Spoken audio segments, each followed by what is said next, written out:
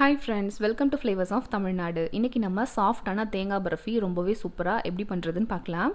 இந்த பர்ஃபி பண்றதுக்காக நான் இந்த சைஸ்ல 2 தேங்காய் யூஸ் பண்ணிருக்கேன். தேங்காவை நல்லா உடைச்சி எடுத்து கழுவிக்கலாம்.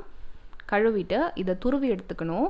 கருப்பு தோல்லாம் வராம மேலோட்டமா வெள்ளையா துருவி எடுத்துக்கலாம். அப்படி இல்லாட்டி நீங்க பீஸா கட் பண்ணிட்டு மிக்ஸில கூட போட்டு அரைச்சு எடுத்துக்கலாம். தேங்காய் துருவல் ரெடி ஆனதுக்கு அப்புறமா ஒரு வாணலை ஹீட் பண்ணிட்டு அதுல 1 டேபிள் ஸ்பூன் நெய் சேர்த்துக்கலாம். நெய் நல்லா உருகி வந்ததுக்கு அப்புறமா தேங்காய் துருவல் 2 கப் அளவுக்கு ஆட் பண்ணிக்கலாம்.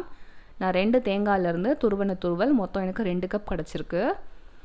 இந்த தேங்காயை மீடியமான ஃப்ளேமில் வச்சு நெய்யில் வதக்கி விட்டுக்கலாம். ரொம்ப வறுக்க தேவையில்ல, ஒரு பாதி அளவுக்கு வதக்கினா போதும். நெய்யோட ஃப்ளேவர் நல்லா தேங்காயில் இறங்கும், அதுக்காக தான். அடுத்ததாக 1/2 கப் அளவுக்கு கோவா ஆட் பண்ணிக்கலாம். இந்த கோவா இனிப்பான கோவா. இதை நல்லா உடச்சி விட்டுட்டு பர்ஃபிக்கு தேவையான சர்க்கரை ஆட் பண்ணிடலாம். 1/2 கப் சர்க்கரை இதுக்கு கரெக்டாக இருக்கும். ஏற்கனவே கோவாவில் இனிப்பு இருக்கு இல்லையா, அதனால் 1/2 கப் போதும். ஒருவேளை நீங்கள் இனிப்பு இல்லாத கோவா ஆட் பண்ணிங்கன்னா நீங்கள் இன்னும் கொஞ்சம் 1/4 கப் அளவுக்கு எக்ஸ்ட்ரா சர்க்கரை சேர்த்துக்கோங்க, அதாவது 3/4 கப் சேர்த்துக்கோங்க. இதை மிதமான தீயில் வச்சு கிளறி விடும்போது சர்க்கரையும் கோவாவும் நல்லா மெல்ட் ஆகி வரும்.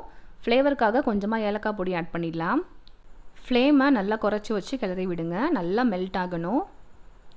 இப்போது மிக்ஸி ஜாரில் ஒரு கைப்பிடி அளவுக்கு பாதாமை பொடிச்சு எடுத்துக்கலாம். இது ஒரு எக்ஸ்ட்ரா டேஸ்ட்டுக்காக மட்டும்தான், இது வேண்டானா நீங்கள் ஸ்கிப் பண்ணிவிடுங்க.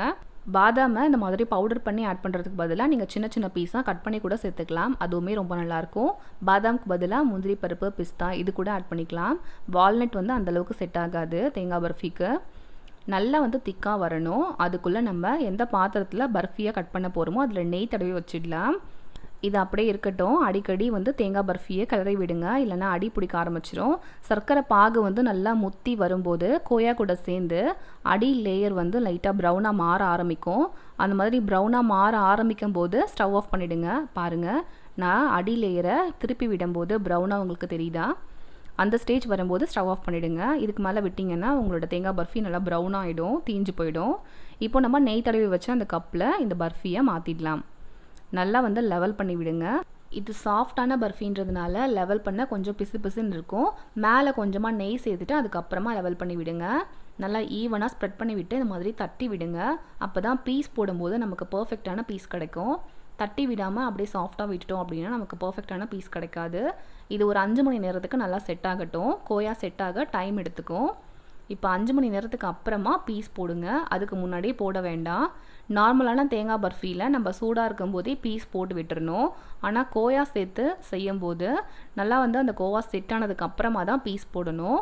முன்னாடியே போட்டால் நமக்கு ஈவனான பீஸாக கிடைக்காது. அவ்வளோதான், சூப்பராக கட் பண்ணியாச்சு. வேணுன்ற ஷேப்பில் கட் பண்ணதுக்கப்புறமா முதல்ல கார்னர் பீஸை எடுத்துடலாம். இதை எடுத்துட்டோம் அப்படின்னா மற்ற பீஸை ஈஸியாக எடுத்துட முடியும். அவ்வளோதான், நம்மளோட சூப்பரான சாஃப்டான கோவா சேர்த்து தேங்காய் பர்ஃபி ரெடி. இந்த பர்ஃபியை 2 வாரம் வரைக்கும் கெட்டு போகாமல் யூஸ் பண்ணிக்க முடியும்.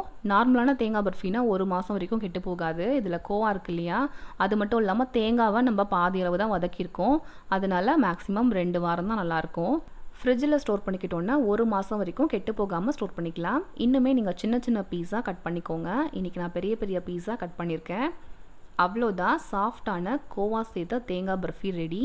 நீங்களும் கண்டிப்பாக ட்ரை பண்ணி பாருங்கள், ரொம்பவே டேஸ்ட்டாக இருக்கும். ட்ரை பண்ணி பார்த்தீங்கன்னா எப்படி வந்ததுன்னு சொல்லிட்டு எனக்கு கமெண்ட் பண்ணுங்கள். சேனலை மறக்காமல் சப்ஸ்கிரைப் பண்ணிக்கோங்க. பக்கத்தில் உள்ள பெல் ஐக்கான் கிளிக் பண்ணிக்கோங்க.